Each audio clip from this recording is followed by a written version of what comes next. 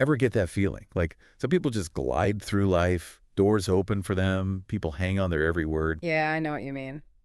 Well, today we are going deep on something that might just explain all that.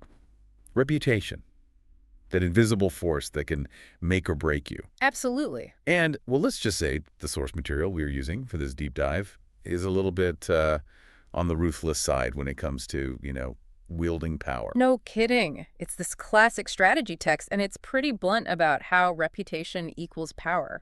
Okay, so break this down for me. How does a good reputation, actually translate into real-world influence? Think of it like this. A strong reputation is like building up a bank of trust, right? You build it up over time. Okay. Like, Warren Buffett, Oh, yeah, yeah. decades of investing. He's Yeah. got this reputation for, just knowing what he's doing, Yeah. financial wisdom, and people trust him.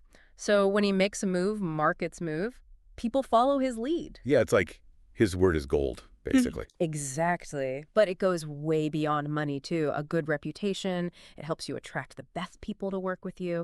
It can help you get funding for projects, build powerful partnerships. It's like social currency. Right. But this book, this text we're looking at, it also talks about the flip side. Oh, yeah. The fact that your reputation can be attacked, damaged, Yeah.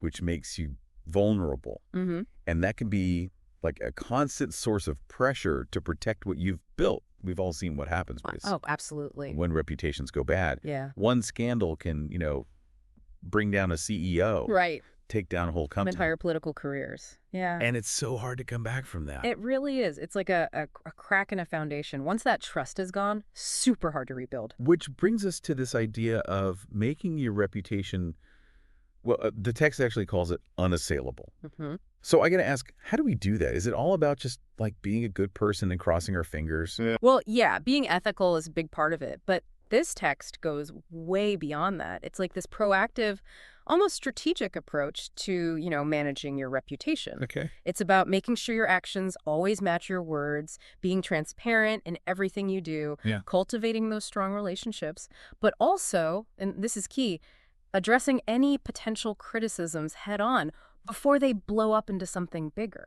So it's like building a fortress around your reputation before anyone can even think about attacking it. Got it.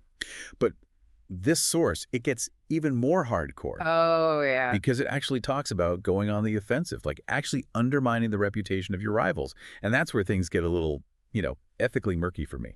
Yeah, no, totally. We're definitely wading into some ethically questionable territory here. This text argues that to really lock in your position, sometimes you got to weaken your opponents. And a really effective way to do that, target their reputation. Okay, but hold on. Are we talking about like spreading rumors, smear campaigns? Is that what they are suggesting? Not necessarily that blatant. It's more nuanced, I guess. Okay. It's more like subtly highlighting their flaws, amplifying any mistakes they make, sowing those seeds of doubt. Oh, that's sneaky. Yeah, like whispering campaigns, spreading damaging information through like informal networks or online. Think of like astroturfing, creating these fake grassroots movements to discredit someone. Oh, man. That's like scary effective, especially these days when information spreads so fast online. Exactly. Once that perception takes hold, it's almost impossible to change it. And, the text actually advises letting, quote, public opinion hang them.